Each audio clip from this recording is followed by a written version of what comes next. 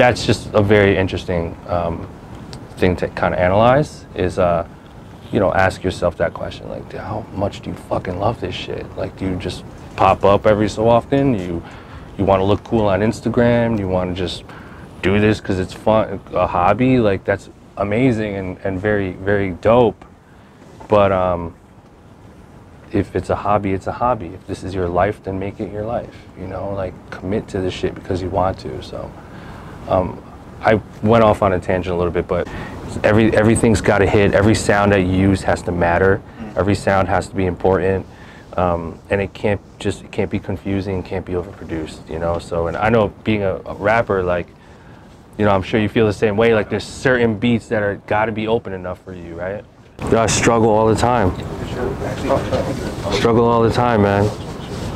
You know, but struggle is really the wrong word. It's more like I'm a huge fan of, like, people that are just, like, extremely good at what they do.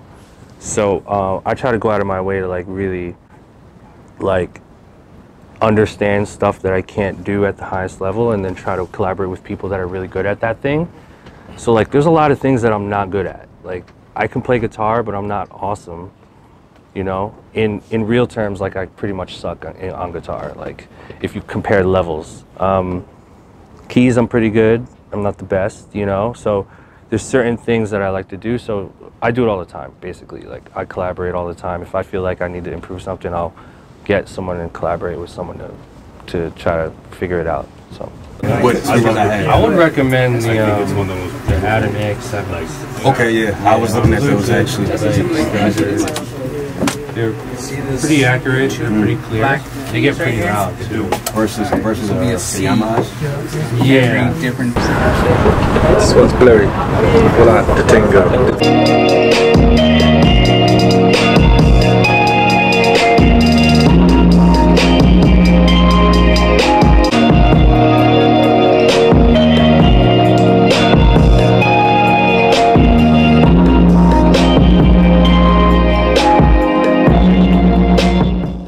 You know, in my mind, it's a really good opportunity for guys like you and me and just people who produce music to kind of get in a room with like-minded people and be able to just play your shit, right? But it's really, it's a lot deeper than just playing your music for other people. It's really a chance to connect with each other on a real level, and also, you know, to kind of utilize me as your resource. You guys sound like you're way more locked in, like, with each other. Really good, just good music, you know? Like, you guys are gonna win with this. You know, it's just, again, like, it's just breaking out with a song. All it takes is one song. Like, whether it's like, you know, fucking NFL finals, or like a commercial, or like a top 200 Billboard charting song, or whatever it is, like a video viral, like, you guys are just one song away, you know? That's it. That's all I can say. It's really good. I love the intro. I was kind of waiting for the intro sample to, like, come back in somewhere, you know? Maybe try bringing it back after the first hook, or maybe as a pre-hook, like before the hook, and then hit them with the hook when it drops back in. I kind of look at sound and emotion as, like, kind of characters in a movie, right? So when we watch a movie, 9 times out of 10, the reason why we love a movie is because we care about the characters, right? It's all character development. So how can you introduce the character to the audience? How can you reintroduce that melody? How can you reintroduce that texture later on in the song to make the listener say, yes, like, I'm glad that person's back, or I'm glad that piano's back. You know, maybe it's, instead of a piano, maybe it's a synth, like a Prophet 8 synth in the hook.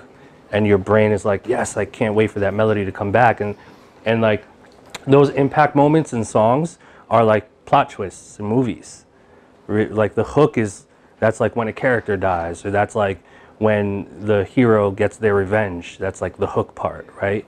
And then the bridge, usually the third verse, is like a plot twist of some sort, and then you have the ending, right? So I think that's kind of not just applied to you, but kind of all of us, is like, to me, that's a good way to kind of look at music making, is introduce those characters and make sure all those characters are fucking awesome. Like, make me care about them. Like that little cowbell you have, pan to the left doing this, that makes no sense. I could do without, you know, so maybe it shouldn't be there, right? So make them care about every fucking instrument you use. Wait, was a cowbell was in this one? No, but... Like, what's your daily routine? Like, how do you make as many beats as you make? Like, has it gone up? Has it gone down? Like, so for the first 6 years that I was grinding, I was literally getting up and making beats all day.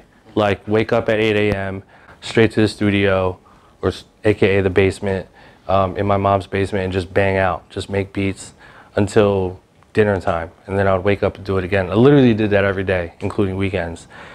And I did it for 6 years until I kind of got my first break.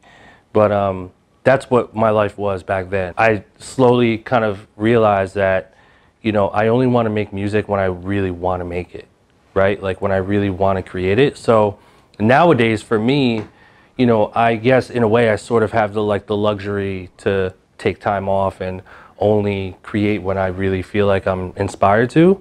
Luckily, most of the time I am inspired to create, so I do create something every day.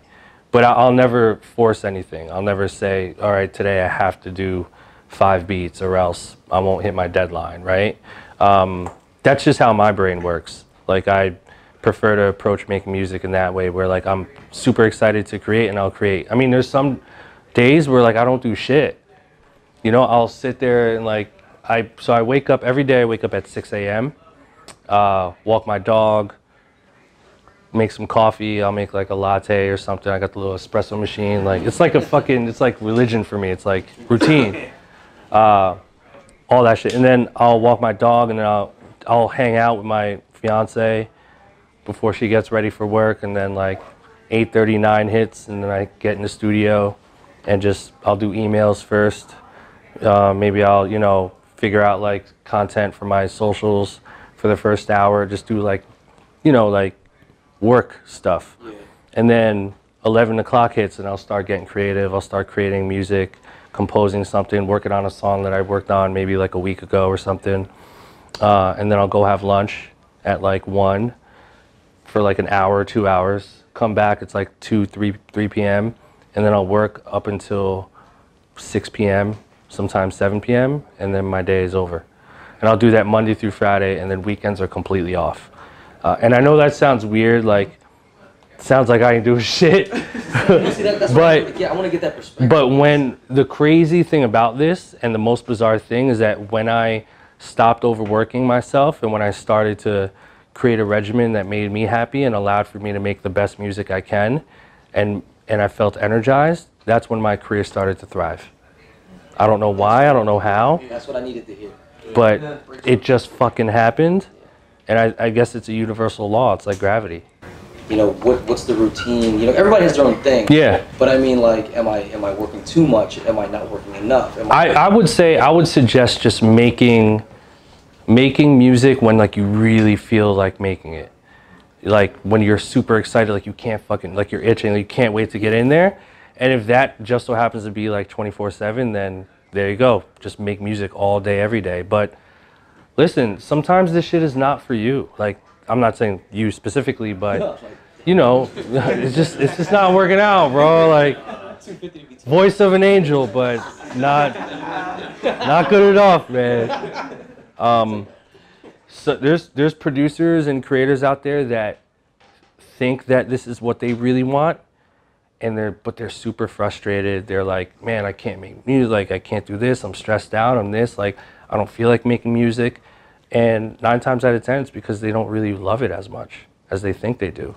They're almost in a way like infatuated by the idea of being a musician or the idea of being a producer, or they're doing it for the wrong reasons. Like, you know how many people I've met that like thought they loved this shit, and then 2 years was too much for them, and they just bow out, like, yo, I'm done.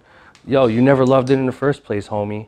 I'm fucking 15 years deep in this shit. I still got a 3 in front of my age. I'm blessed. And I still feel like I'm getting started, like today, right? I love it too much, I can never quit. That's why I answered the question earlier, like, did I ever think about quitting? Fuck no. that doesn't even cross my mind. So, yeah, if you love it, you'll know, man. Like, if you feel like creating all day, then that's what it is. But if not, it's good to take time off. Yeah.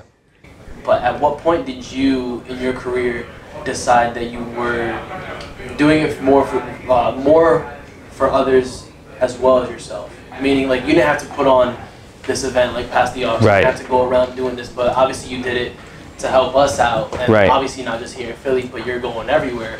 At what point did you decide that you wanted to do this for someone other than just you? The first 6 years of my grind were really tough. You know, mom's basement, no guidance, no YouTube, no mentor, parents pressuring me, go back to school, go get a job, broke, no money, no friends, and music was all I cared about. So a lot of these things that I talk about, like with you guys and on my podcast and on my YouTube, it's all shit that I learned, like on my own, shit that I learned over the years. And, you know, somewhere along the lines, I developed this like passion for sharing what the stuff that I learned over the years, because I didn't have anyone. And I know what that feels like. I know what it feels like to, you know, feel alone in this shit and like not know, like, where do I go? How do I make money? Like, I want to do this for the rest of my life, but like, there's no schools that teach me how to do this. And how do I get an attorney and a manager? And when do I get paid and all that shit? It's fucking tough. It's confusing. There's really not that many resources yet, you know? So I've just developed this like passion for doing stuff like this and like taking Thursdays to like do content. So I'd rather, you know, nurture those other passions of mine, and this just so happens to be one of them, you know, just talking to you guys and giving back. So yeah. Thank you. Yeah, for sure. Yeah.